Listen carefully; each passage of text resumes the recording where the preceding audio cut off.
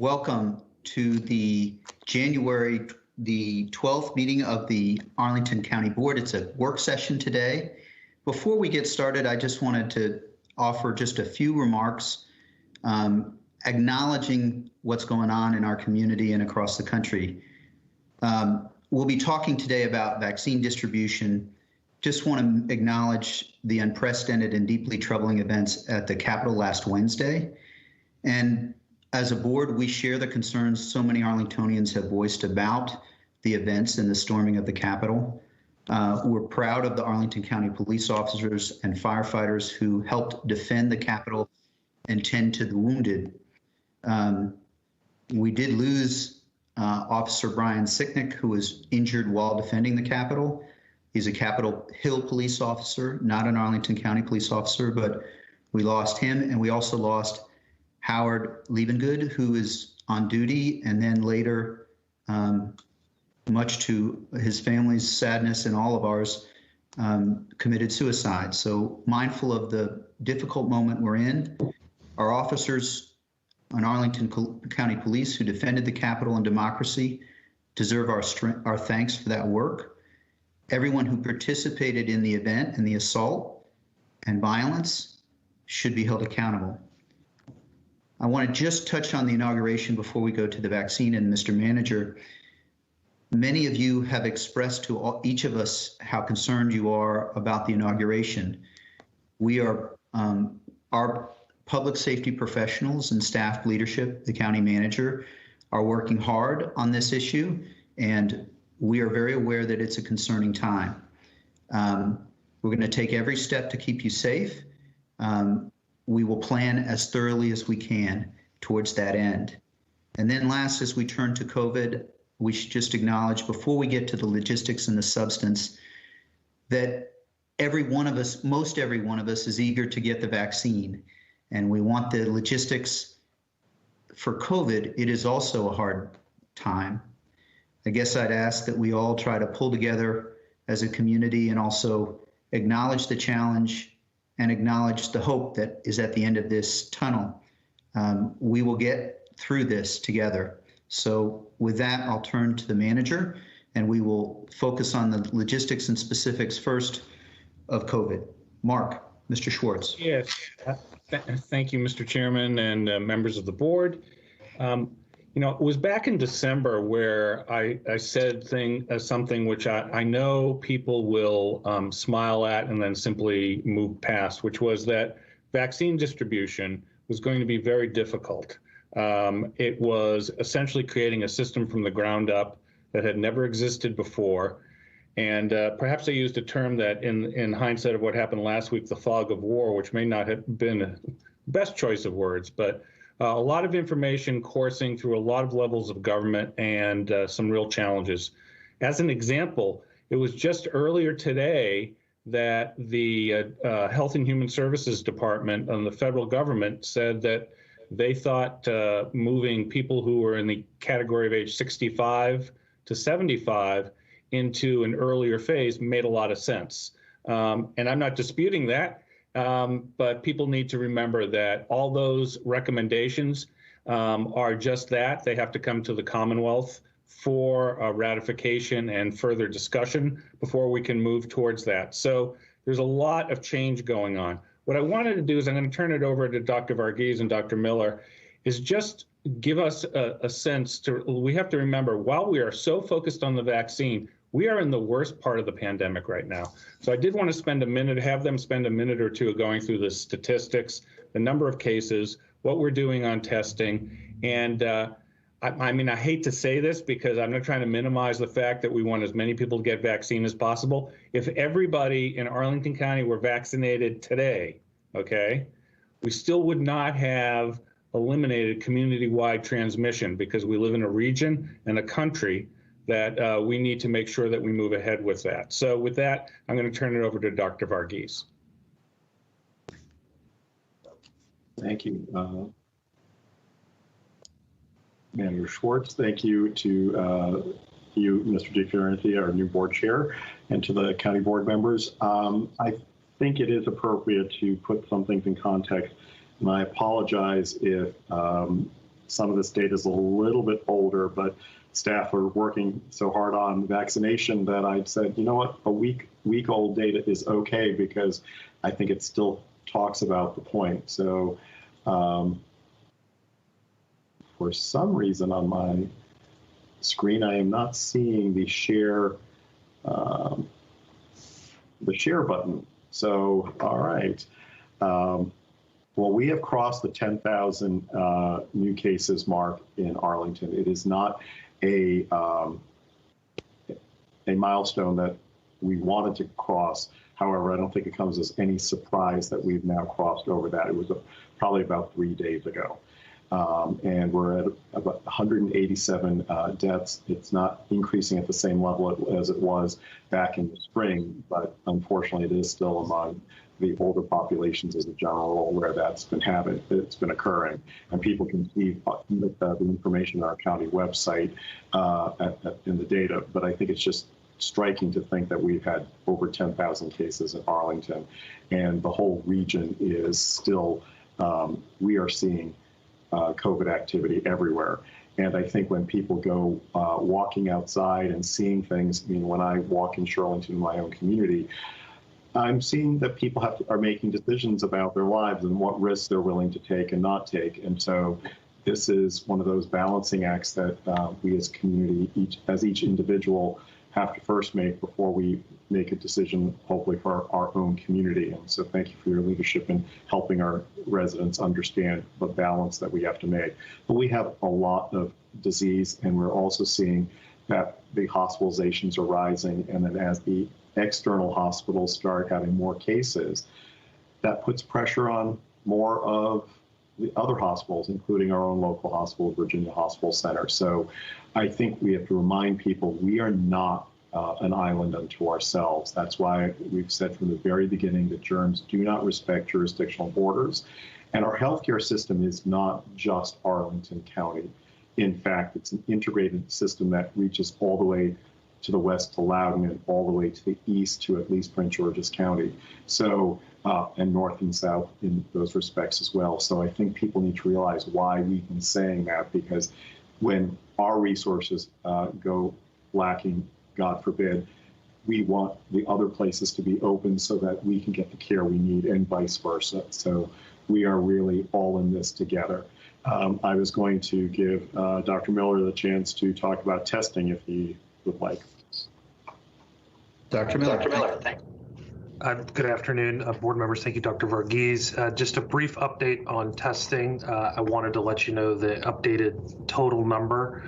So testing encounters, and this is once again the PCR test, right? We've been over a couple of times the different types, but the PCR test, the gold standard that we focus on for active infection, is at 143,764 testing encounters within Arlington County. So again, that's all of our sources, both offered by the county and also places like Virginia Hospital Center or other urgent care centers. The rolling 7-day positivity average is 9.7%. That is still substantially higher than we saw for the majority of last year from the summer onward when we were sub 10%. And that is down, however, from November, December. So we are down a little bit. Our number of testing encounters over the past week has also decreased. So we were at a high right at the new year and after the holidays of 1,000 to 1,100 tests a day that we were seeing. And we're back down to around 600, 700, sometimes 800, depending upon the day of the week. An increasing capacity, you may remember that I reported we are still continuing to have pop-up testing. And so the next one of those is going to be on the 27th of this month. So the community should look for information about that coming out very shortly. And as well, today we announced that the kiosks, the testing kiosks with Curative, were going up and in place, and that's the same company that is also partnered with DC and Alexandria. So we're sort of matching resources throughout the region. So again, we still have the North Quincy site available for those with doctor's referral. We still have the walk-up site at Arlington Mill. Now we still have pop-up events that are happening, and now we've added these curative kiosks, particularly in the 2 locations to help expand access in the 04 and 06 zip codes. So quite a bit of activity, as Dr. Varghese mentioned, to still provide testing and availability of options to our community. Thank you, Dr. Miller. I think, Dr. Varghese, you may have slides. We can come back to questions in this area, but did you want to share slides as well to add, or is it best back to Mr. Schwartz? I wanted to share that graphic that I couldn't get up on my own screen, but I sent it to Ryan. So this actually was the weekly counts through January 2nd, and I think it just clearly shows that there's been an unremitting increase in cases since wherever you'd like to start on this chart, unfortunately, but at least since October, and this is the phenomenon for everyone. So I did not have staff make an additional chart. They've been working on vaccination, but I think this unfortunately illustrates the point. And as Ms. Garvey has always asked me to remind, which is very important, the last 3 weeks on this graph are shaded in gray because these are the weeks where we have delays in testing information. Let that sink in. This is the delays in testing. So these are not going to get, this may be the best we're going to see. These weeks could actually see higher levels of cases based on the delay in testing results returning from the labs to VDH and then to Arlington. So the fact that this just at the end of January 2nd, we were at 9,145 cases. By the following week, we were over 10,000 cases. So I just wanted to make sure that people saw that. It's real. It's affecting every zip code. It's affecting every race and ethnic group and every age group. So I thought that it may be helpful to actually show, kind of do a preview or overview of how vaccination, kind of the approach that CDC and VDH is asking us to do so that people can be grounded in how we've been approaching it. And then I'll turn it back to the manager if he's okay to see what questions you all have. So Ryan, could you put up the next slide? So sorry, this was designed by me, not by Ryan or anyone else. It's one of those things you do late at night. I will orient you to it to just help understand it. Someone else can decide if it's useful for other purposes. So at the very top, it talks about the phase of the prioritization. I'll have you ignore the vaccine uptake for a short period of time. The at-risk populations and then the essential sector workers, those are the 2 ways that the CDC has been looking at the information and how VDH has also been looking at it. Because as you know, there are groups that are more at risk for complications from COVID should they get it. And then there are those essential sectors that either are at more risk for exposure or from a continuity of society perspective and the fact that they can't telework, they may have made some of these groups considered as essential. So phase 1A was what I would call the healthcare sector and the long-term care residence sector. And I'll start with the long-term care residents. They are being managed initially through a federal pharmacy program that's being managed. The 2 pharmacy groups are CVS and Walgreens. And they have divided somehow, I'm not going to ask you, I don't know the answer of how it was done, but they're taking some of the skilled nursing facilities and the assisted living facilities. And the earliest that across the nation, or at least in Virginia, that the skilled nursing facilities could start working with the pharmacies to come in was December 28, 2020. The assisted living facilities actually initially was January 11th, but I believe they actually moved that up by a week. I don't have yet a status report on how things have progressed here in Arlington or the region. The other group were the healthcare workers, which long-term care facility staff would be considered. So Virginia Hospital Center received its first shipment of Pfizer vaccine around December 16th, 2020. And they started with their hospital system workers to offer vaccine. Arlington was responsible for the non-Virginia Hospital Center healthcare workers that had systems first in Arlington. So the basic approach was you start first with large systems because you want to try to preserve our system as it's integrated with other systems of care. And then as people find out, we invite groups to schedule appointments through their employers for the appointments. And every couple of days, we increase the number of groups that are invited because we don't want to sit on vaccine necessarily. It's harder sometimes to find the healthcare workers. We did not get the information from the Department of Healthcare Professions, which is separate from VDH. For privacy reasons, they were not released. So it made it a little bit harder to get there, but staff will do Google searches and so on. And then of course, as people had inquiries, we would put them in whatever categories we could to move it along as quickly as possible. Now I'll get to the vaccine uptake. This sort of nomenclature here, I apologize, but it's at the bottom. I'm saying it's interested in vaccine, H is vaccine hesitant, and N is for the never to get vaccine. And so one of the points that I want to make to the public is, and I'm sure they know, we don't actually know the percentages. It would be lovely if I could say everyone in Arlington was interested in vaccine in each of these groups. The reality is that's not true.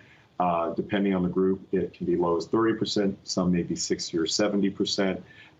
And so that is one of the other pieces. You can offer it to individuals, but we are not forcing anyone to come get it. Just because we offer it, translation means that some of those individuals will accept it, and then we don't want to sit on it for weeks trying to convince people. We will then move on to inviting more groups, and so that we can keep going. And then anyone in phase 1A, now that we're in phase 1B, can still get vaccinated.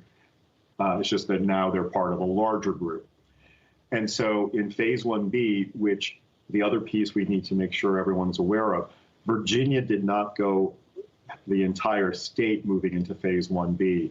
The health directors in Northern Virginia, the health directors in Southwest Virginia were some of the more vocal ones, said, look, if there is any way we could, we'd like to have permission to move into 1B ahead of other parts of the state. And it had to be considered by the health department and the governor agreed to allow Northern Virginia, and all 5 health districts in Northern Virginia have moved into phase 1B. So what is phase 1B so that people are aware? Let me first look at the at-risk populations. Those 75 years and older, that was recommended by CDC and was adopted by VDH. And we started that on January 11th, inviting people. Actually, it started over the weekend a little bit early to be able to work with our partnership with the Virginia Hospital Center to have those 75 years and older receive their vaccine through that system.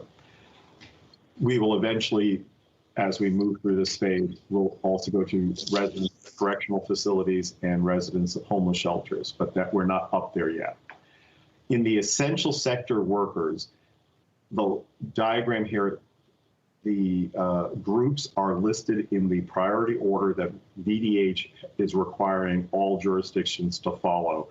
And I think we had some discussion, or people keep knowing that things change so quickly. In fact, the very last group here, continuity of government, just last week was in 1C.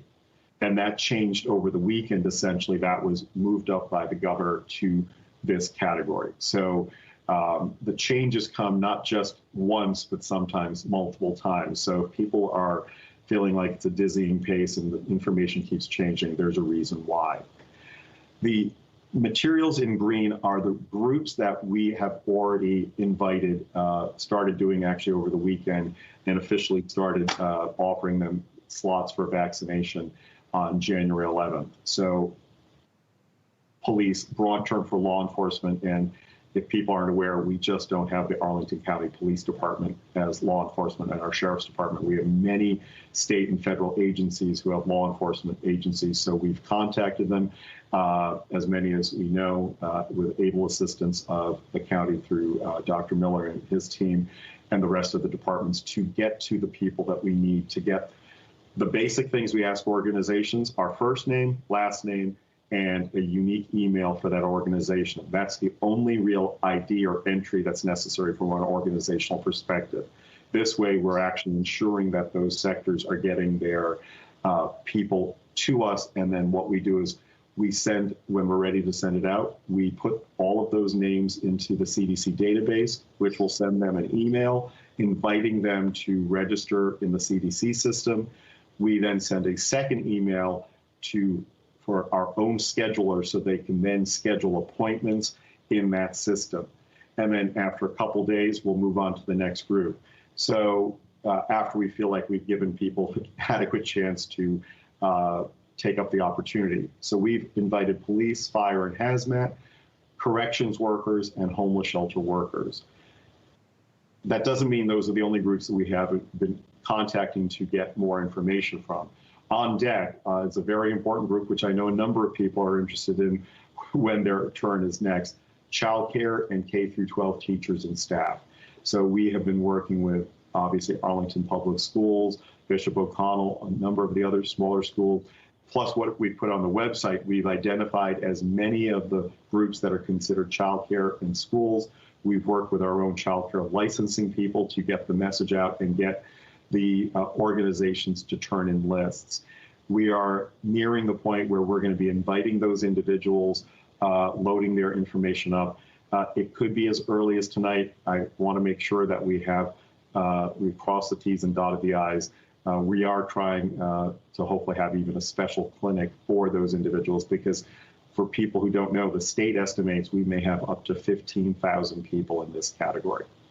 And I'm hoping we will be inundated with desire, because we're going to have the appointments out for the next 3 weeks. And in addition to the additional clinics, it will have that ability.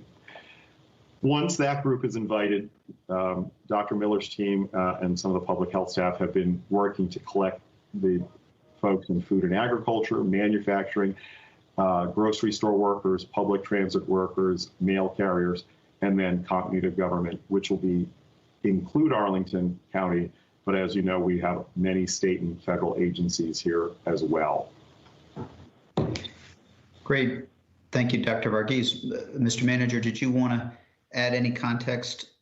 We will pause shortly to see if colleagues have questions, but certainly want to see if you wanted to add before we do.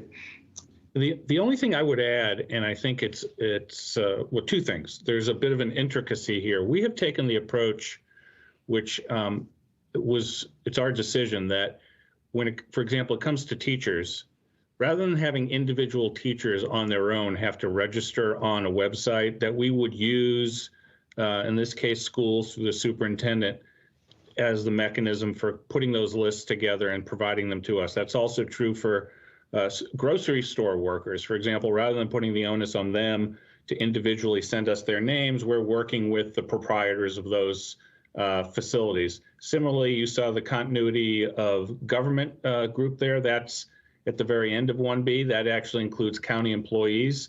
Rather than my spending a lot of time prioritizing that list, that whole list is going to go to Dr. Varghese, and then people will be registered in the VAM system and get a notification. So I think there've been a lot of questions for people when they go to the website. I'm in 1B. Where do I sign up? That's not a small thing to focus on. You know, there isn't going to be a place for you to sign up as an individual, okay? But you will receive the notification. The other issue, and I know that you'll get into it because we've had a lot of questions about this, about people who are 75 and older, and there are some challenges for people.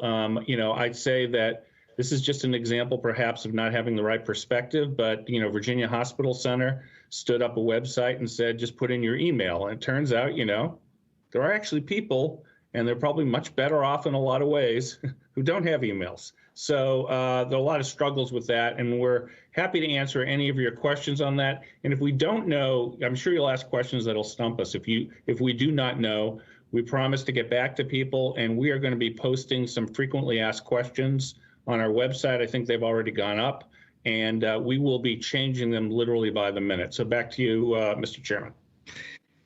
Thank you, Mr. Manager. Colleagues, questions? We'll we may go back to either of the two slides that Dr. Varghese had up, but I see Ms. Crystal. Go ahead. Thank you. Well, I wanted to pick up where our manager left off, but before I do that, I'm nervous if I jump too quickly into questions. It will belie my excitement and my gratitude for the team at how much you have stood up so quickly in a matter of days, truly, not only joining in the advocacy for us to move into 1B, but to respond within a matter of hours once the governor announced on Friday evening, I think, that we would be able to do it. I'm so heartened to see the partnership with Virginia Hospital Center, a pre-registration website, ways for us to wrap our arms around all of the employers in the county. Certainly the public schools is top of mind for almost all of us. But grocery stores and some of the others Mr. Schwartz mentioned. So one of the things I'm kind of working to get my head around, let me again just endorse that strategy, right? It doesn't, I find anyway, it sort of doesn't matter where somebody might reside if they're providing care or ringing up groceries or otherwise serving in Arlington. It's really in our interest to ensure that they're vaccinated. But I did want to just ask at scale of that, right? If we're providing vaccination for childcare workers from all over the region, K-12 workers from all over the region, grocery clerks from all over the region, at some point, are we going to start to see a mismatch between the amount of vaccine Arlington as a health district is being provided and the size of the population that we're trying to serve? That may be a question that just doesn't have an answer yet, and the answer may be sort of generally regional collaboration. But I would love any insight into sort of how we're thinking about it, and potentially is this an area where we as elected officials who have pretty regular conversations with our regional counterparts could be helpful? I'll be happy to at least shed a little bit of perspective. I think obviously I share some of those things, Ms. Crystal, that you very articulately put together. I do believe those are always concerns here. Here is what's happening in the region. The basic system that we're doing is roughly what's happening across the nation if they're using the CDC systems or the general principles. For the employer groups, the essential sectors, the entire plan has been to invite those organizations, as our Mr. Schwartz indicated, to send us the lists of those individuals. So that way we know, it's kind of like we don't have to verify any further, in a sense, of who essential workers are, at least in the very largest organizations, so that we can quickly get to this point. It's harder in detail because I think some people think we have these lists readily available, and we're not that sort of society. And so, but fortunately, our emergency management system is so robust, and it's a good thing that public health is part of it, that we have individuals like Dr. Miller who can reach out and get that information so that we can find out all of the law enforcement agencies, because even though we know the major ones, who knew that there may be a special OIG for refugees in Afghanistan? That's the complexity of what happens here in Arlington. And each community has something different like that. And so that is one of the things that I think 1B lends itself the way to more discrete categories. If you look at the 1C group, they become more granular and more diffuse. So who's media? Who's legal? And so personally, we will do it if we have to, and we are pursuing that now. And I'm hoping, this is just my private citizen hope, that maybe we actually as a nation move parts of 1C and general public together, because I think we're going to see that, especially with those, when you have those categories, interested, hesitant, and never, they're in all three groups.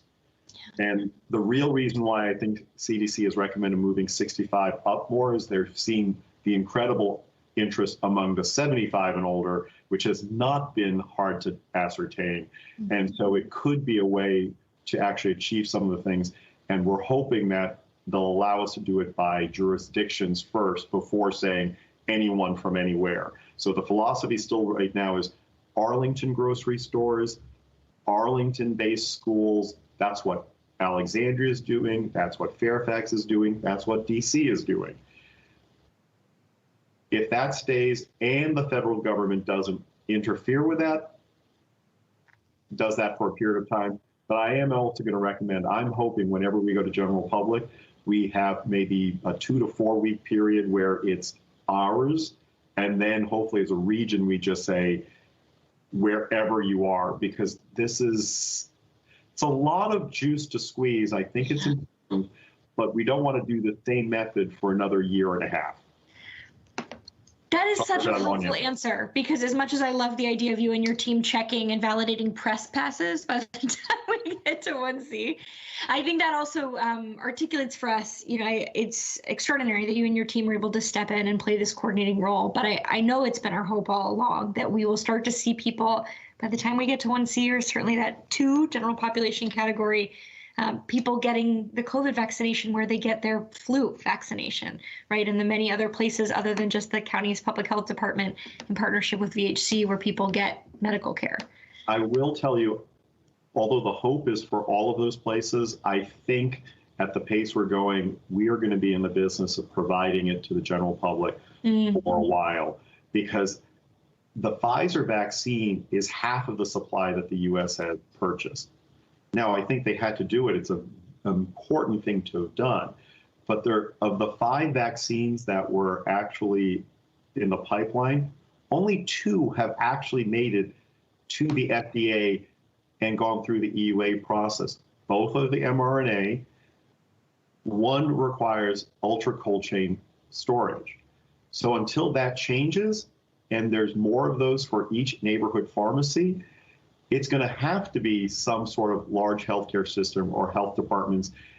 And I'm okay with that. We just are going to need people's patience, and we can ramp up, but it's not going to be as pristine as going to your doctor's office. You may be in line with other people, but we've got systems, and my colleagues are doing the same, where you're at 6-foot distances. You're observed in a room 6 feet apart from each other.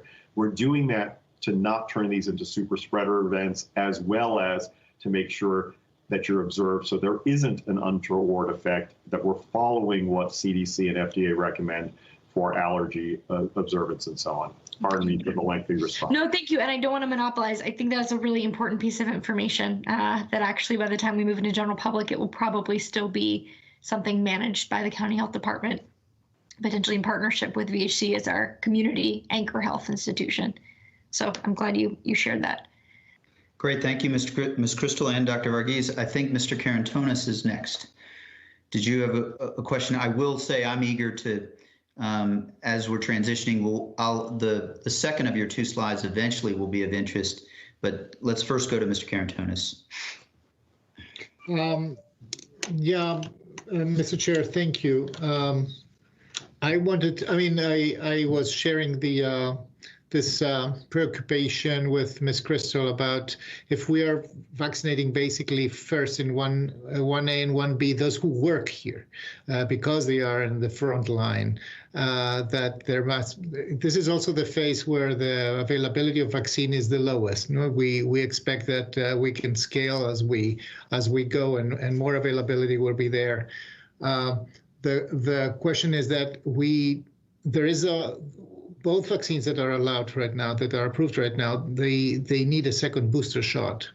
And this second booster shot has to happen in a certain time frame of 2 to 3 weeks, if I'm not mistaken. So how do we handle that? And how do we keep the track of this? Most national systems that have been vaccinating and needed to scale their operation that I've seen until now, we've seen the news from foreign countries, they set up vaccination centers that are specifically dedicated to this task, to handle a lot of people in one mostly, airy big space with sufficient infrastructure to park, to stay a little bit after the vaccine, etc. So what is our plan to that, and do we have enough supply of doses right now? Thank you, Mr. Karantonis. So I'll take some of that in reverse. We have enough vaccine for the slots we presently have. The state is trying to make sure that we're not hoarding vaccine, because while we've set up a schedule that we can actually go much higher, but we've been looking to do about 1,200 vaccines per week at the beginning, because it's a smaller group, and we haven't hit 1,200 per week. However, we're getting closer and closer as we invite more and more groups. But we couldn't do it any earlier than as we are allowed by the state. So the state needs to see us actually have more uptake before they'll let us have so many extra doses. So we can go up to, I think we can easily just double if we need to, but we need to actually see the rise in that interest before we can just keep asking for more and more and more. So there's an art to this in some ways, because we have to be shown as trustworthy with the state that we're not hoarding vaccine. And what they'll just do is, if there's no usage of it, they'll say, then you sit on yours till you show that more people in your community are actually taking it. So, and that's been one of the things that all of the health departments in the region, that initially some ordered more than we did. We're all equaling out to roughly, okay, we're getting to the place where we are. We are doing Monday through Friday right now, but as I said, we are actually looking to see, hopefully by this evening or tomorrow, we can announce, okay, doing a special clinic devoted to the childcare and teachers on a Saturday, okay? So that they have that opportunity to initially sign up. We will then also be scheduling soon the second doses for the people who've already gone through, because the Moderna vaccine, it's a 28-day period that we do that. So we have to do both schedules, and that's why we have to make sure that we have enough capacity to see first dose and second dose. We have enough resources, we believe, to do that, but part of it is related to how much interest there is and over what time we do it. This is not going to be done in one weekend. However, I believe that we have the ability to vaccinate, and as we see interest, we'll be able to show the state, all right, if I keep doubling the request, but I can show we met all of those pods, then it's reasonable to do. But I don't want to start asking for vaccine just because we would like it, when if our group doesn't take it in the same level, it shouldn't be sitting just like any other place. So that's why the hospitals have not gotten as much as they initially did, because they want to now show, are you able to get it out? Is there actual interest in the groups that we've identified? I think I've lost your first two questions in my long answer there, Mr. Karantonis. I apologize. Well, I think that one of your questions was about additional locations and places where vaccines might occur, and that may be a hard question. So we actually have, it's a great question, thank you. We are doing it currently at the DHS Sequoia 1 auditorium level. Fortunately, that's worked very well, but we've said if we needed more space, thanks to Arlington Public Schools, they have actually, they're letting us move into the Sequoia 2 space on the first floor, which has even more space available. So we would be able to go up to as many as 19 vaccinators.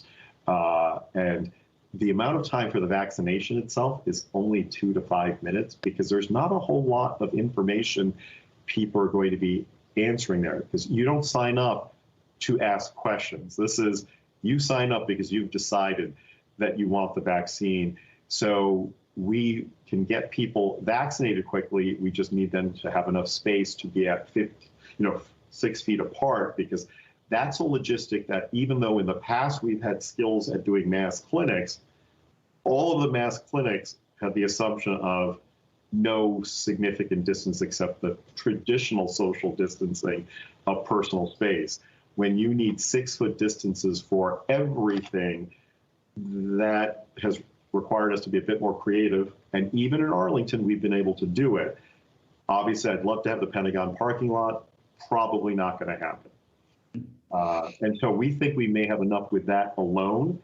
But as you saw, the county has worked with the hospital to use Walter Reed. We may, in some of our pharmacy partnerships as we explore, see if there's another pharmacy that may want to take another community center, depending on the demand of the general public. We don't want to just set this stuff up and just sit. So that's why we're trying to figure out, if we start seeing more interest in these phases, we'll pursue more of that when we get to the general public phase. But we think we have enough between the hospital and ourselves to be able to start seeing more and more people as we start seeing people express interest and then register. Dr. Varghese, just as a follow-up, yesterday, for example, I had constituents asking me, well, okay, I went and I signed up in the Virginia Hospital Center system, and it gives me mid to end of February dates. So, I mean, my interpretation of that is that there is a massive demand there. And that may be true for the 75 group, and so hopefully the hospital can expand that. We are also trying to get these essential sectors done, so we're keep opening, and so it's not a perfect science. You're absolutely right. It would be great if we could just open it up tomorrow, but I actually don't then have the physical doses because I've got to prove to the state I've got the uptake. So that's why it's been increasing, and if we can get those clinics over the weekend to actually be filled. Imagine if I'm able to offer a 1,000-dose clinic. I want 1,000 people. I'll be fine if 900 people sign up and actually show up, but we've got to actually show the state that there's actually the concomitant interest for them to say, we're going to send you more if we're going to increase the number, because everyone's looking at each community about how much real interest is there. So that's what we're trying to prove. This overlap period has shown that we're seeing more interest, and it may be that we're getting all of those interested groups from 1A still, and now the 1B groups that we've initially done. So I wish I could offer more at this point, but it's the most I'm legally allowed to do without porting vaccine, which I wouldn't be averse to, but that doesn't really actually help the region because we want everyone to get vaccinated eventually to get Virginia out of this place. Thank you, Dr. Varghese. Ms. Garvey, we'll do another round, of course, but go ahead, Ms. Garvey. Yeah. Dr. Varghese, I'm asking a question. I've got kind of two reasons for asking it. You've talked about how you are really advocating, I think it's on kind of collapsing down the 1A, B, and C to give you more flexibility to keep this going, which I think the more you explain it, because it's so hard that you've got to stop now and then start. So you, I know, have a lot of ability to advocate because you're working on a state level. But sometimes when you need to have advocates, sometimes it helps to have elected officials advocate as well. So I'm just sort of asking you, what could we perhaps as board members do? I know our chair participates in the Northern Virginia Regional Commission calls every week, and that is often with the governor and his staff. And I have two reasons to ask the question. One, because I do want to know what we can do to help. And two, just to keep clarifying for our public what it is we are able to do and not able to do. I think people, it's so frustrating that, well, why don't you just? And often it's even a good idea, but we can't just because we actually don't have the authority to do everything that we would like to do when we want to do it. So does that make a sense as a question? I think it makes sense, and I'm sure you'll redirect me if I haven't gotten there. Actually, Ryan, could you put that graphic back up of the phases? Because I'm going to use that as a way to discuss kind of like some of the advocacy and so on that could be done, or at least my thinking. And I know some of my colleagues are, in a sense, not too far behind me or actually get it. But, you know, this is sometimes, as you know, reading the tea leaves.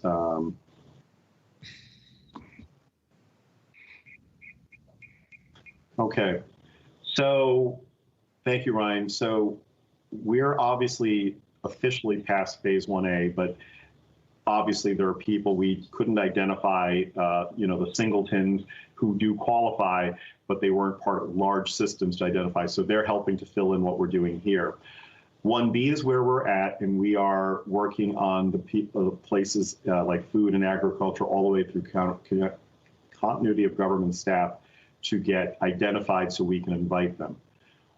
When you look at the 1C category, what the federal government appears to be suggesting is now allowing the 65 to 74-year-olds to get vaccinated. So that would technically be 1C.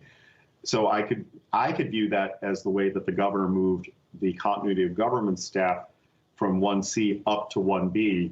So likewise, imagine if we moved the 65 to 74-year-olds in Virginia from 1C to 1B.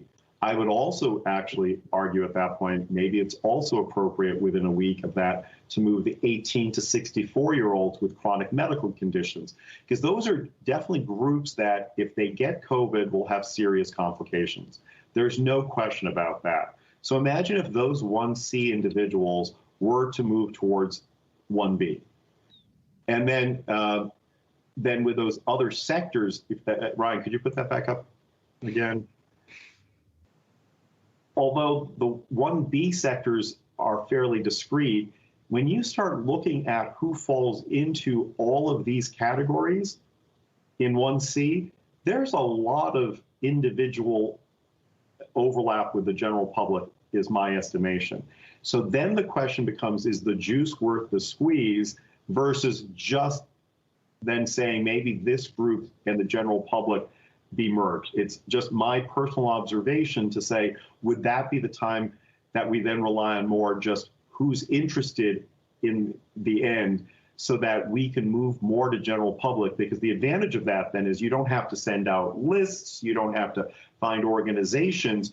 You could then eventually say, and this is just hypothetical, VHC sees people at the Walter Reed site, all comers. Public health sees all comers at its site.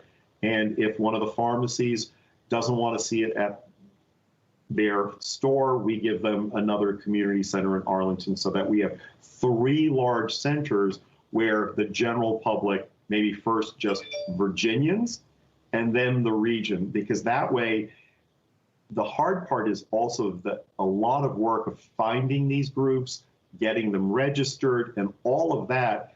There's a whole enterprise that's doing it, and we will do it if that's what we're required to do, Ms. Garvey. But at a time when we're stretched thin, it would be helpful eventually not to have to do that, because I think we're discovering that, people are just declaring their interest, and the sooner we can get to the interested individuals, the better. And then we'll have to deal with vaccine hesitancy later. So if that made sense, that is what I would be considering, is moving kind of the at-risk populations up into phase 1B, and then really taking a look at whether we really need to go through the essential sectors in 1C in the same way, because we will then have to do that sequentially. We may do 4 at a time, but you have to find all of those groups. And when you get to media and legal services, what's that definition? A lawyer who has a blog site, that becomes, I don't want to be in the business of parsing. If I'm going to do anything, I'm going to say, here's an interested group, just put them in. That's very helpful. And then we can talk among ourselves, obviously, on how to do some advocacy. I think the more we have everybody saying the same message. So it's pretty clear to me that the parsing all of these groups, it's an incredible administrative burden. And then you can't do somebody because, no, they're maybe supposed to go first, and it just slows the whole thing down, gums the whole works up. And what we want to really do is just get vaccinations into people as fast as we can. So, once we get through the very critical folks. So I think I got it. That's helpful. Thank you. And then at some point we'll talk about vaccine availability, but I'll pass it on now back to the chair for another round. Thank you. Thank you, Ms. Garvey. I actually just did want to ask a question myself about the second of the 2 slides, the one you just had up, just to kind of reiterate my understanding with the 1B and 1C. So just focusing in on 1B, that row. So I want to be sure the list that we have there is a list, and currently for 1B, there's a priority order to the different parts of 1B, at least as far as I read the information and what the Virginia Department of Health mentioned on Monday in the call Ms. Garvey was mentioning. Is that kind of how you're approaching it? Is that we would go through, before each semicolon is a group that you're working through. You'd like more flexibility, but you currently need to go through in order of those groups. Do I understand that right, Dr. Varghese? Thank you, Mr. DiFioranti, for the opportunity to clarify. So you're absolutely correct. At every semicolon is the rank order that we're supposed to offer the vaccine to those people. And we're supposed to approach the organizations and offer it. We don't have to wait till they accept it, but we have actually felt that they should at least have a day or two to actually be able to get their staff registered, because otherwise, they're going to get upset. It's like, well, then why did you invite us to do this? So literally over the weekend, we invited police, fire, and hazmat of all the groups we knew. Corrections and homeless shelter workers have sent those emails through their, based on what the organizations provided us, and they were able to actually start signing up even over the weekend. We are on the cusp of moving to childcare and K-12 teachers and staff. That group eclipses, as far as we know, any of the other groups here. As I've said, the area in yellow, the reason why I put it in yellow is more to show that they're on deck.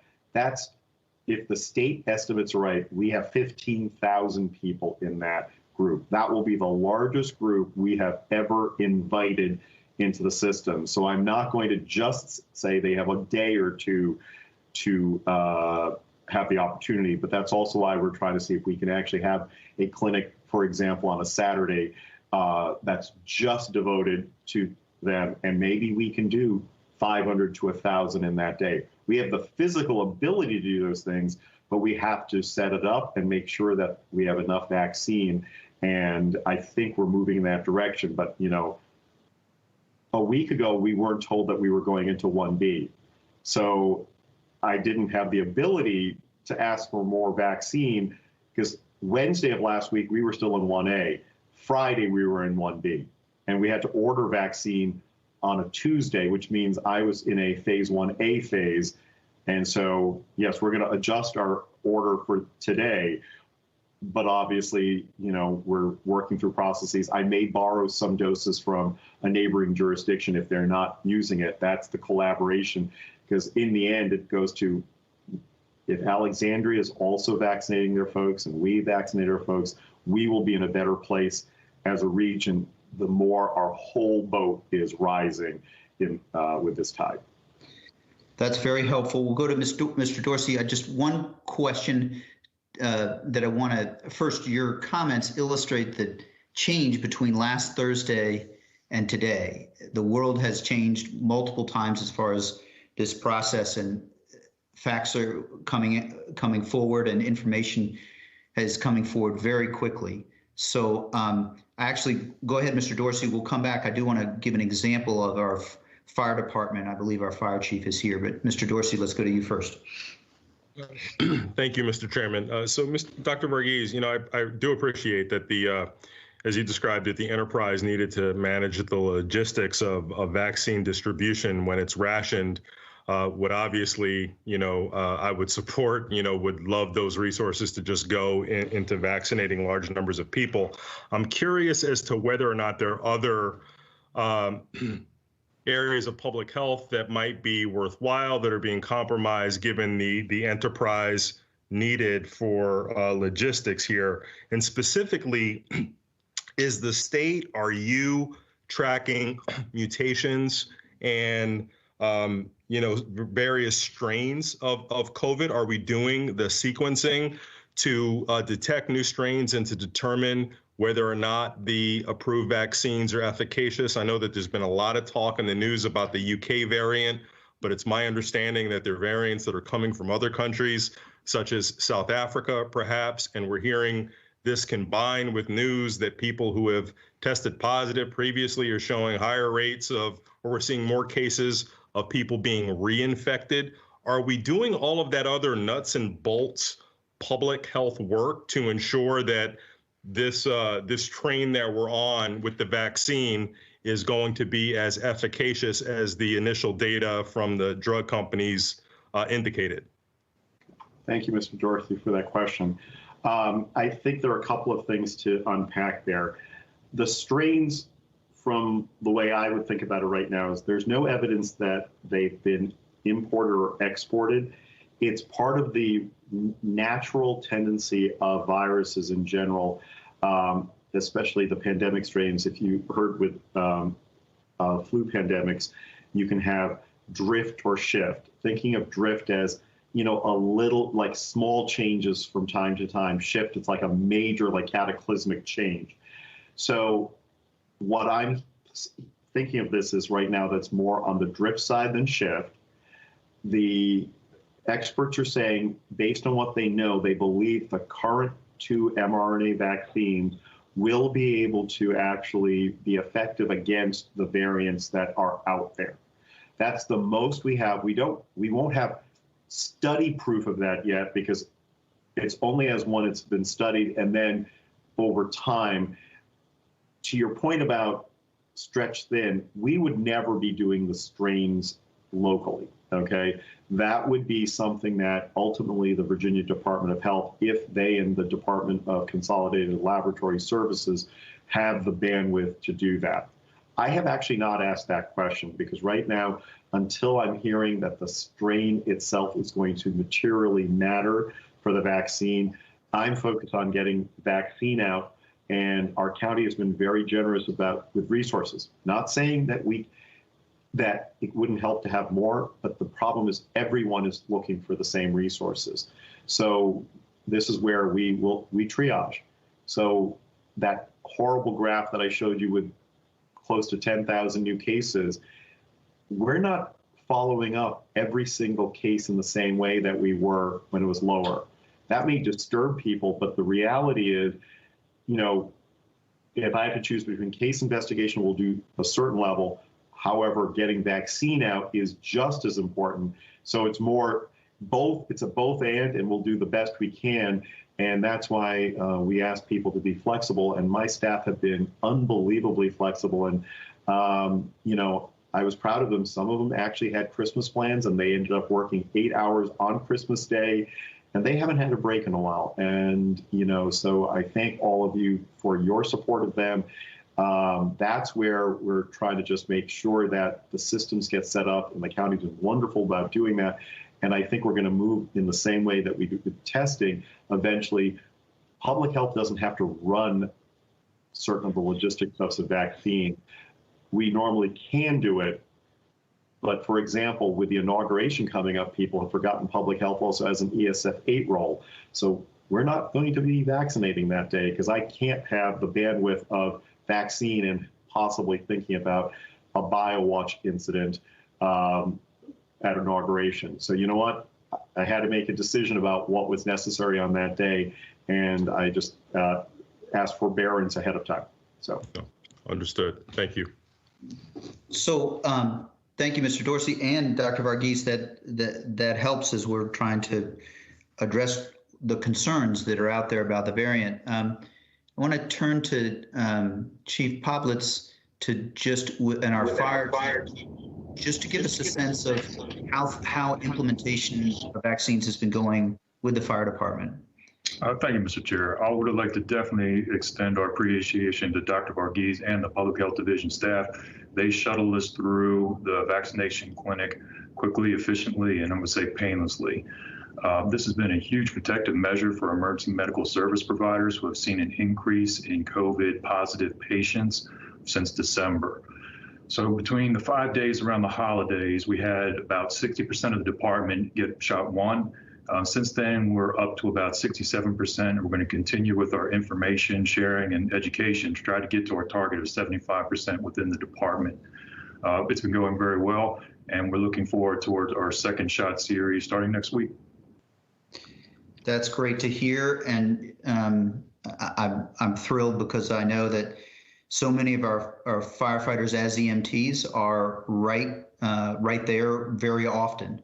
And I know there's a discussion. It kind of leads to a question, actually, for you, Dr. Varghese. It concerns the debate about that's been a little bit started, and I see is it came up on our, Ms. Garvey referred to our chair's call on Mondays. And I know there's a little bit of discussion in the press about the Biden administration's thought about getting shots out and the need to get 2 shots, or 2 doses, excuse me. And my impression, and you know because you're involved in statewide efforts, is that that sort of those questions of how to handle that, whether to withhold any for a second dose, haven't really been resolved yet, and we're going to have to see. Is that a fair description, or have you heard differently at the state level? Thank you for that question, Mr. Dupree. We're hearing the same scuttlebutt that everyone is. I will just put on my medical hat for the moment. Given that this was approved under an emergency use authorization and people may have concerns already about that, and the vaccine was studied in a particular way, I think that it's reasonable to actually assure the second dose for people. Now, I realize maybe it's roughly 60% effective after the first dose. Now, that's better than the AstraZeneca in the UK, which after 2 doses is only about 60 to 70%. The problem is, for a vaccine that we don't know how long the immunity lasts, and it was based on 2 doses, are we gambling on a couple of things? Because I think we're trying to make sure at least the vaccine interested individuals get it. And I don't know if that will be sufficient to lead to true herd immunity. So if we can get proper immunity, and I'm not saying it would be improper, I am going to be on the more conservative side and say, let's get the 2 doses. Because if they've really done what they've said that they've done for just those 2 vaccines, Chairman DeFranti, there were in the pipeline through the end of July, they're supposed to be taking hold of 400 million doses between the 2 companies, which if you divide by 2 would be 200 million Americans that could be covered just by that. And if you say a third of our population is at least children, theoretically, they're not eligible yet. So we would have enough doses for adults. But we know the reality is the vast majority still are not going to take it. I wish that was a different phenomenon. So I think that if people are a little patient, but that's going to be the hard part, I think that we can get to the right place if the messaging is also done well. But there, I think some people may be confusing. Equity doesn't mean holding on to doses necessarily. If you have to do a hard campaign to convince people, I think you first work on convincing people and then making sure the vaccine follows. So that's just my 2 cents on it. Great. Well, it's a fast evolving area of thought with respect to the 200 million. And I guess what prompted my question is thinking of those 60 to 67% that the chief mentioned of our firefighters, and hoping that the efficacy would be at 60, every single EMT and firefighter, in addition to everyone in our community that we can help try to keep safe, is important. But if you don't have that second dose, then the rates are lower. So that's the sort of thinking in my mind as rubber meets the road, and trying to keep our employees and everyone in our community safe. So over to Mr. Karantonis and then Ms. Crystal. Thank you, Mr. Chair. Dr. Varghese, just because we started to discussing the practical issues of what happens when somebody gets vaccinated, and so to make sure the immunization is not immediate. It takes a little time until the immunization from the first shot begins to take place. So that I understand it's very important to stress that everybody keeps the same hygiene, COVID hygiene, like before, and that for a while, those who are, and you can speak how long this while will be, those who have been vaccinated, they have to be conscientious about that they are still not completely immune, right? So they have to take these precautions. So that's, I wanted to know a little bit more about the immediate. So those who, for example, another question is whether those who have had COVID or were diagnosed and hopefully they're okay right now, they're still eligible to be vaccinated and immunized, right? So these little practical things I would like you to elaborate a little bit. Thank you, Mr. Karantonis. Excellent things to elaborate on. always good to get this information back out over and over again. We want people to get it. So on the second issue, people who have had COVID, the recommendation is that they should also get vaccinated. The one caveat is they may not have to feel as pressured to run for it as maybe other people. Like if you have two individuals, both 75 and older, one who's had it, one who hasn't, the person who's had it may wait a little bit longer than the person who hasn't. The general rule of thumb is that the CDC has found to this point is that after infection, it seems like immunity may last for up to 90 days. Okay, so I wouldn't wait if you were someone who had COVID, wait till day 90 to get then the vaccine if you have that opportunity. It would be better to overlap that because obviously you'd like the immunity to develop especially if it takes several weeks for that immunity to get to its highest level. You want to, maybe do it if it's the Moderna vaccine at least a month before that period ends. It's a long way of saying, as long as you are not actively infected with COVID, so in other words, if you test positive, you should wait 14 days and let that get out of your system. And then if you have the opportunity to get vaccinated at that point, you should consider getting vaccinated. That's as clear as I can make it for now, unless something changes. The length of precautions. Here is what the data that was identified so far. What the two vaccines really have proven to this point is that there are fewer serious complications for those who got the vaccine, like going on to pneumonia, compared to those in placebo. What they haven't been able to study, but because that's more the length of time of this, is are they carrying the virus but not getting infected? So in other words, if they can be a carrier so they don't get infected, but they can spread it to other people. Until those questions are answered and how well it's doing their part to prevent the spread to other people. And we don't know how long immunity lasts for themselves either. So far, it looks like it's promising, but because it's only been around for a couple of months, we only have a couple of months worth of data to know how long that immunity is. I'm hoping we've got a good 10 years, but hope is not going to turn into a strategy of immunity. Maybe it's only a year. Maybe it'll be that it has to be an annual flu shot-like thing. We won't know until time passes till we have that, which is why your point is very important, that the vaccine is just one additional layer of protection. So people still need to stay home when they're ill. They have to wash their hands. They need to wear their face coverings to protect other people and themselves, and they still need to maintain 6-foot distances. I've told staff here, this is not a get out of jail free card.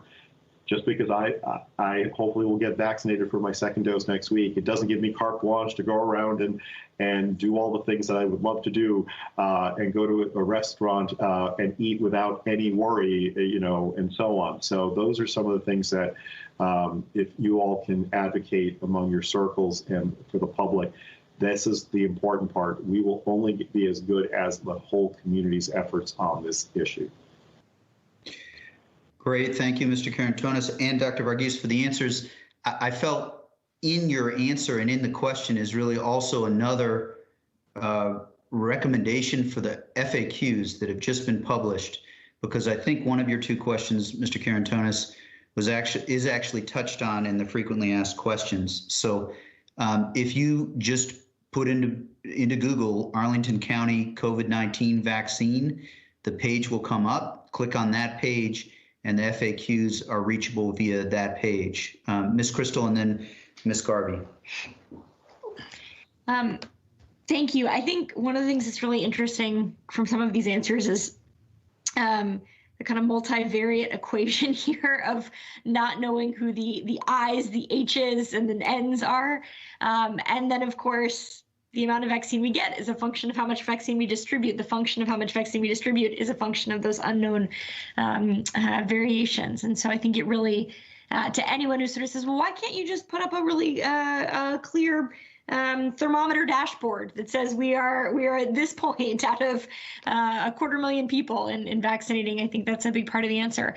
My question about this was, do we have any, at this point I suspect it'd be anecdotal since no one's surely had time to analyze it, but is there anything that we've learned from phase 1A and take up that Virginia Hospital Center learned from their own employees that they've shared with us, that we've seen in public health, and again, just anecdotal observations about vaccine hesitance, vaccine enthusiasm, vaccine opposition, anything that's surprised us from that very first population, which is in many ways not representative of the whole, but any observations there? Thank you, Ms. Crystal, for that. So I'm going to actually turn your first observation to an answer as well. If we ever get to phase 2 or the general public sooner, it will actually be a much cleaner way to explain to people. So that is another reason why that would be helpful. Having said that, some of the things that I have observed, and this is partly just as a clinician and also in some of the meetings, and actually what Chief Pavlik shared as well, when you answer people's questions directly, if they're hesitant, they at least have an opportunity to learn what it is. If you've seen my video, I'm not going to make anyone take the vaccine. It's actually one of the worst things to do is to force people into that. It is a very private decision. But I want to make sure that people have what we call informed consent. Do they have enough information to realize that the benefits of the vaccine with its attendant side effects, which are mostly temporary, are temporary, that they outweigh the risks of the virus? And as I said, there are no benefits to this virus. Absolutely none. And every one of us, unfortunately, is at risk. However, if you are that vaccine resistant or hesitant, no one should be forcing you to do that, at least not as from a doctor level. Maybe a societal decision 10 years from now, but let us make sure that if we can answer people's questions. I know the fire department did a lot of education with their folks, but didn't make them do it. We've done a town hall, say, for the public safety folks. In DHS, for the folks that were healthcare workers, we did small sessions. People need to be able to ask their questions and not feel like they're going to be judged. And that's why I think this is a good opportunity. Hopefully you can talk a little bit more about the complete vaccine committee work, because that really is going to be a longer term solution to vaccine hesitancy. But that's going to take time. It's not going to happen overnight. Yeah. That is really powerful, that's the takeaway, actually, rather than percentages or things like that, that it's actually people need an opportunity to get their questions answered. And I know that is very much the intent of the complete vaccination committee.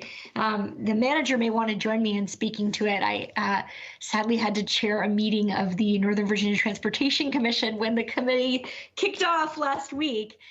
So Mark may have seen the blow-by-blow. I was able to only join for just a few minutes. And there were some very good questions about vaccine availability. And it's interesting to me, just as a very quick observation, and then I'm going to turn it over to the manager and then yield the balance of my time, that those things might be more related than I would have thought. I would have maybe assumed that there was a population of folks who are vaccine eager and vaccine hesitant. But I think, in fact, we do hear from people, if you're concerned about how this is rolling out or not sure where you can get information, splashy news stories about a quote unquote botched rollout actually are related to it, can feed that hesitance. So I think, to see the clarity of information come out from this team in the days after that initial kickoff, I think can go a long way in not only communicating information to those who are ready and eager for their vaccines, but communicating information and giving people space to be heard on their questions. That's really powerful. Mr. Schwartz, what would you add? Yeah, I would just add that the beauty of the Complete Vaccine Committee is that we have 40 plus people who have been our eyes and ears on questions. Look, we know there are a lot of people in the county who know my email address and your email address and know how to send us questions. And so they have not been shy. But when we have eyes and ears out in parts of the community that don't regularly interact with us, that's where we've been hearing. I'll give you an example. Wendy Zanker from Neighborhood Villages program has been sending us a lot of very helpful thoughts and observations about people over 75. We've been, there's a town hall coming up, I think on Thursday, that I think Mr. Carantonis, and maybe it's you, Mr. DiFerrante, I've been working with Joseph Lightman Cruz and a couple of others of our Complete Vaccine Committee to make sure we get questions from parts of our community that traditionally don't interact with us. And, you know, there's been the assumption that those parts of the community will be, some parts of the community will be hesitant. We've seen it across the board. So we need people to go out there and provide examples, as much as the powerful example of an elected official or myself getting a vaccine will clearly impress everybody. They would like to see their peers and the people they trust on a daily basis getting the vaccine. Thank you.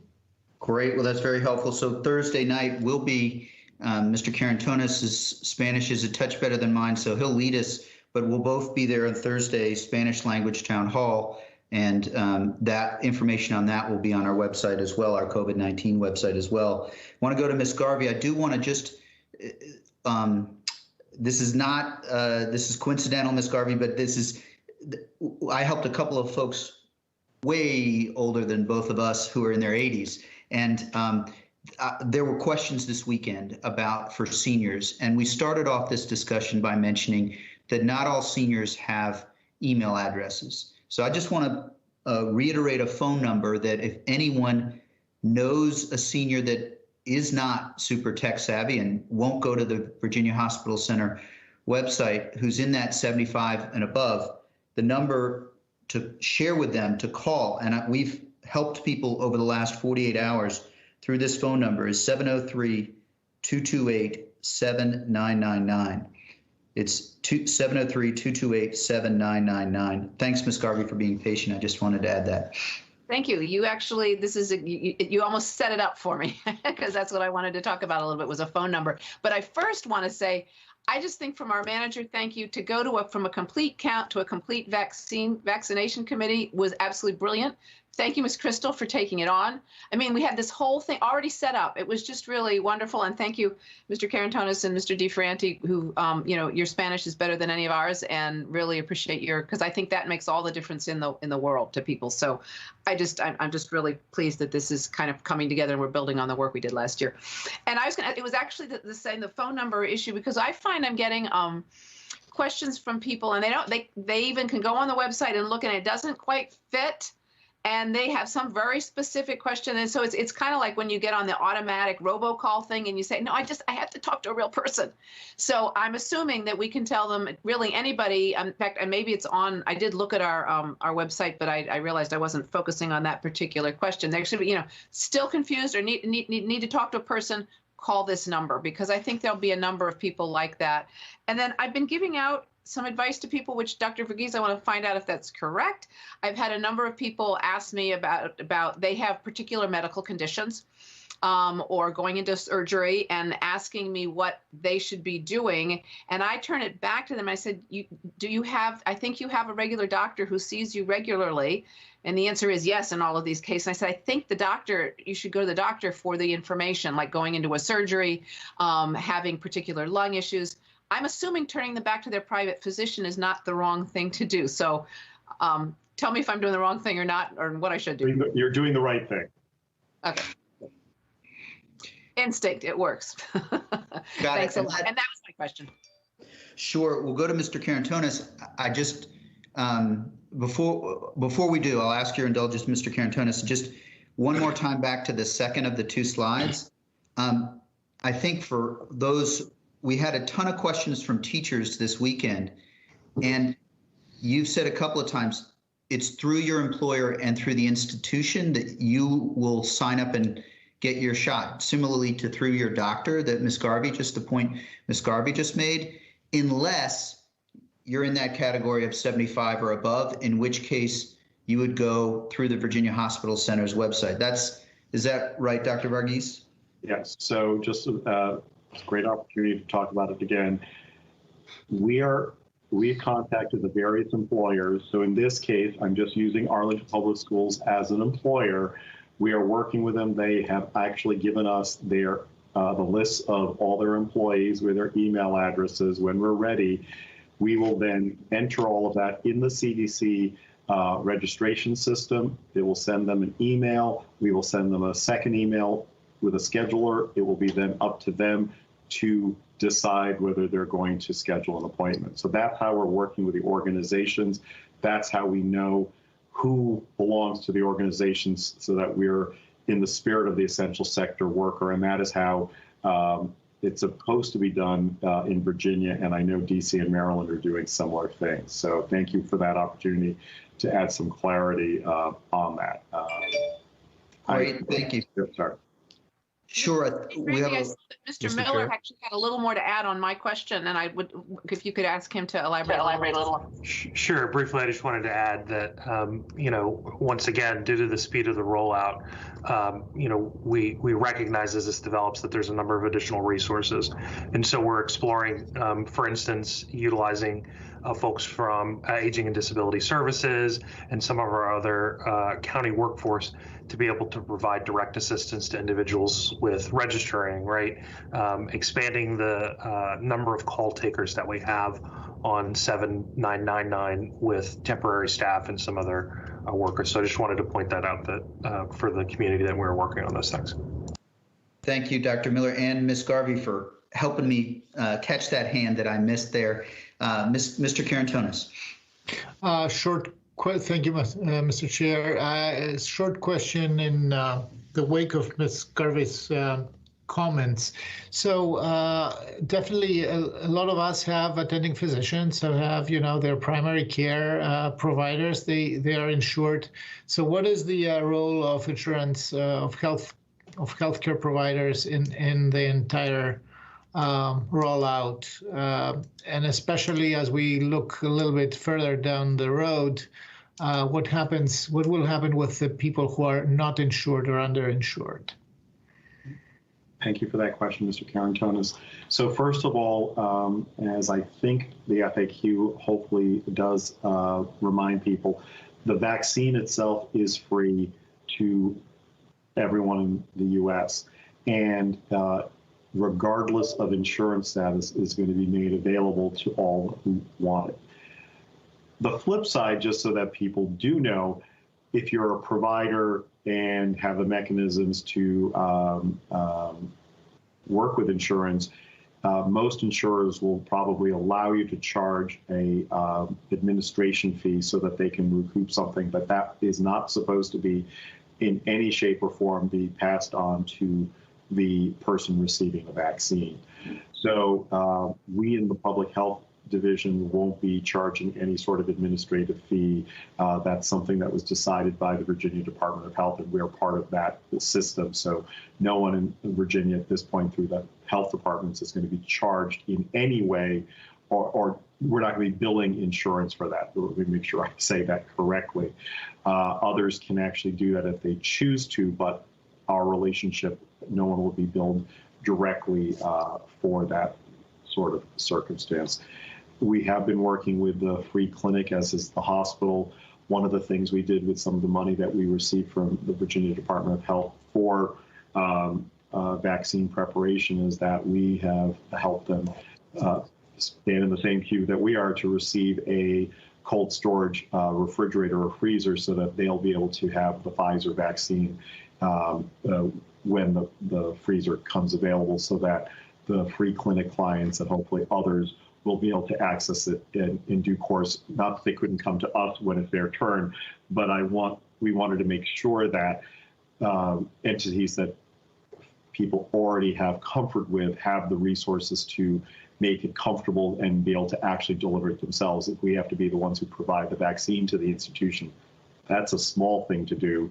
And if they've got the existing relationships, then if that's how we then deal with the vaccine hesitant long term, trying to use the existing wellspring of whatever the term is, I'm lost for the words, trust, that's actually what how we're going to hopefully get around this. So those are some of the things that we haven't told the public, but that's because we're just trying to get so much out at this time. Sure, thank you. And we have so much has happened in such a short time. So, Ms. Crystal, another question. Indeed, that was just a relic of my previous ones about vaccination attitudes. Propaganda. Thank you. Actually, go ahead, Chairman. Dr. Varghese. There was one other piece of Mr. Karantonis' question. Just in general, primary care providers it's the opportunity, can sign up with the Virginia Department of Health to become vaccinators in the system. And so that is something they can decide to do. Obviously, it's going to have to be a decision of what vaccines can they store, because not everyone's going to be able to have the resources to have the ultra cold storage freezer. And Moderna is going to be the thing that everyone's going to want.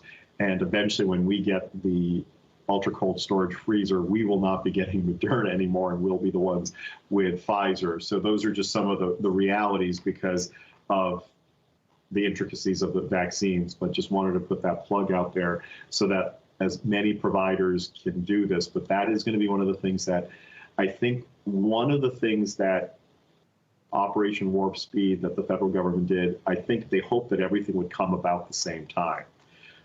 The reality is only 2 of the vaccines have shown up and they have particular characteristics. Let's assume they all have the same effectiveness. Well, you still need those others to show up to be able to actually offer it. So that's just one of those realities that, best laid plans. I'm never going to say that phrase again. Sorry, I know what I'm trying to say, but I can't say it. So what they say, man plans, God laughs. Well, that's where I'm going to end that there.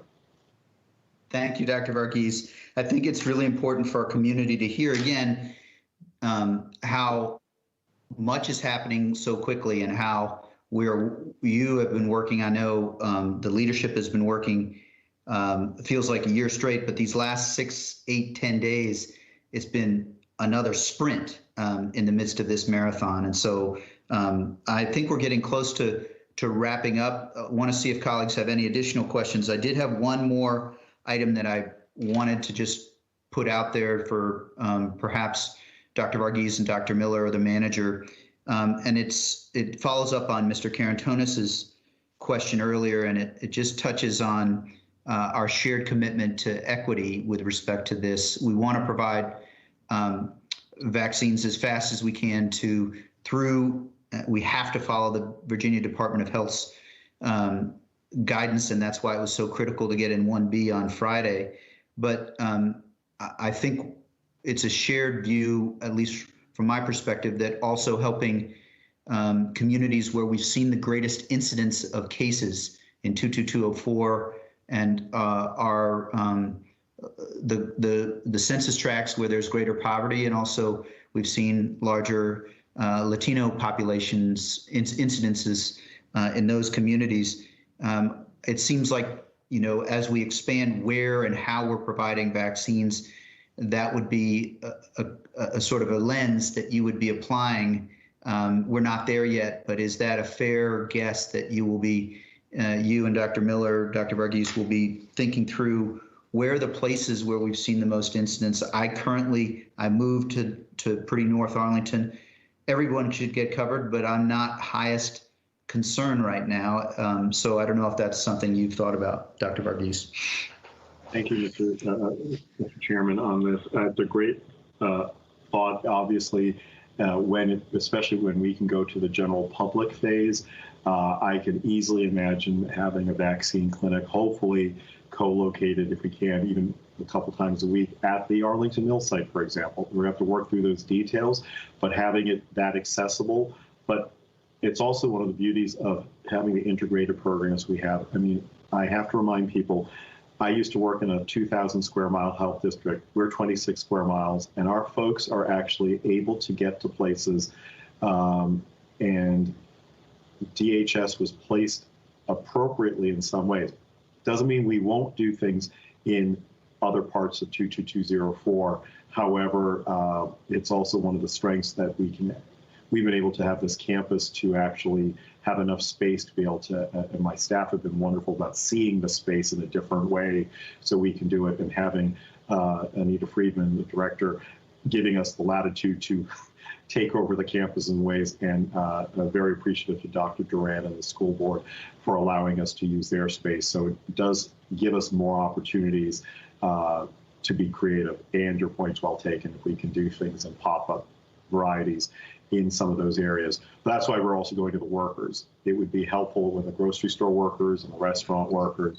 Can we actually get them vaccinated by their employee sort of groups? Because then that way we're actually attacking why they're being exposed, which is one of the main reasons why the CDC also recommended doing it by essential sectors based on kind of who's at risk. Because you'll notice it's who's mostly not able to telework, and it then goes down to maybe traditional essential workers.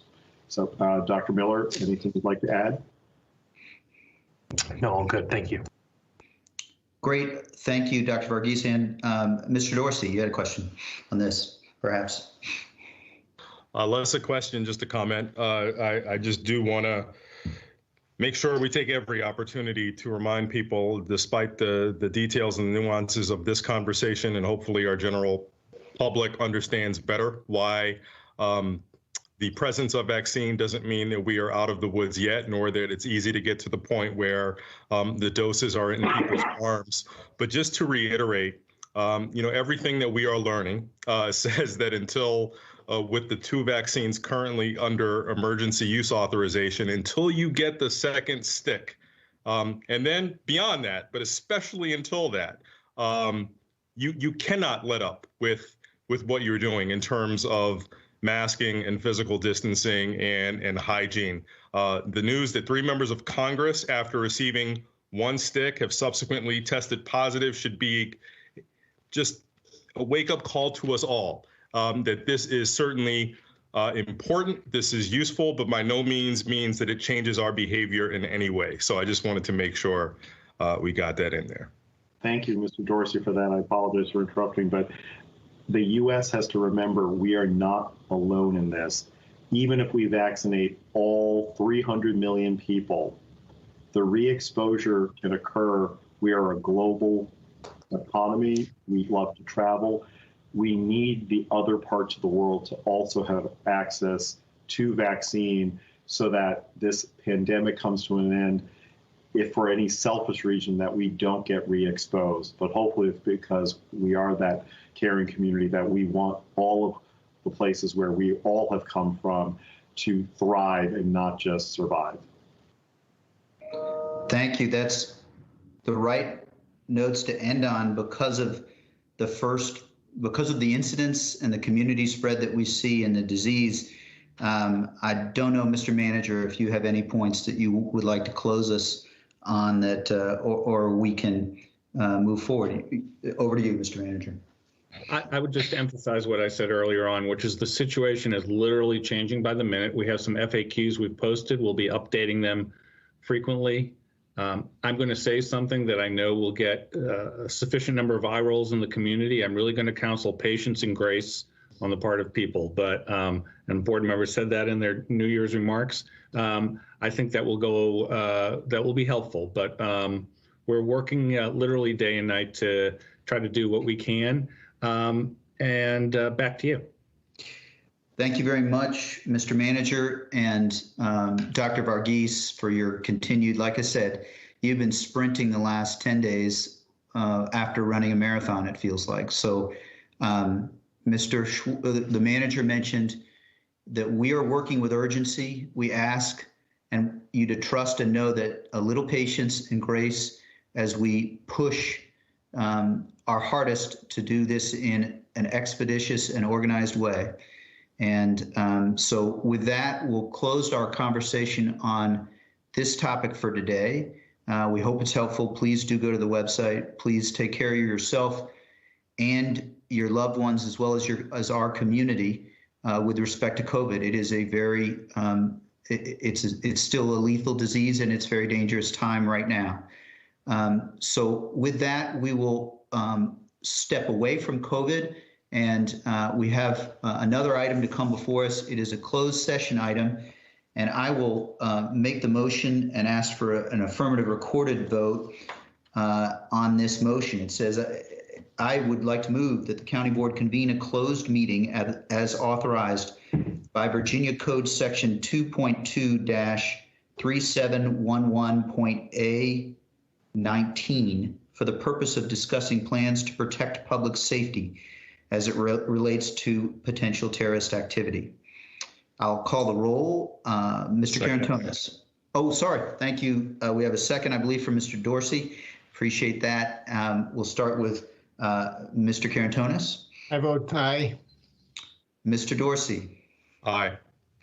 Ms. Crystal. Aye. Ms. Garvey. Aye. Mr. DeFranti votes aye as well. I will bang the impromptu gavel. We are in closed session, and we will be back. Thanks very much.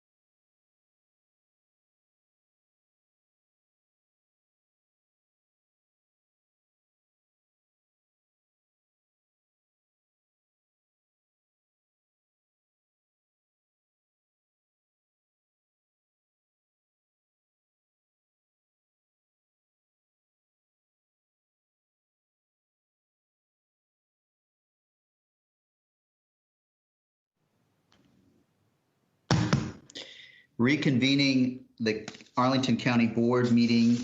I need to make a motion. We are reconvening from closed session. So in open session, we need to have a motion and a vote. I move that the members of the county board certify that the just concluded closed session, 1, only public business matters lawfully exempted from open meeting requirements under Chapter 37, Title 2.2 of the Code of Virginia, and 2, only such public business matters as were identified in the motion by which the closed meeting was convened were heard, discussed, or considered by the board. Is there a second? Second. Motion's been moved and seconded. The clerk will call the roll. Mr. DeFerranti? Aye. Ms. Crystal? Aye. Mr. Carantonis? Yes. Mr. Dorsey? Yes. Ms. Garvey? Aye. The vote is 5-0. We have certified closed session as required by Virginia law. And that is all. Is there anything else to come before the board, Madam Clerk? No, there is not. Great, then we are adjourned for this evening. Thank you, colleagues. Have a good evening. Thank you. Thank Good you evening. all.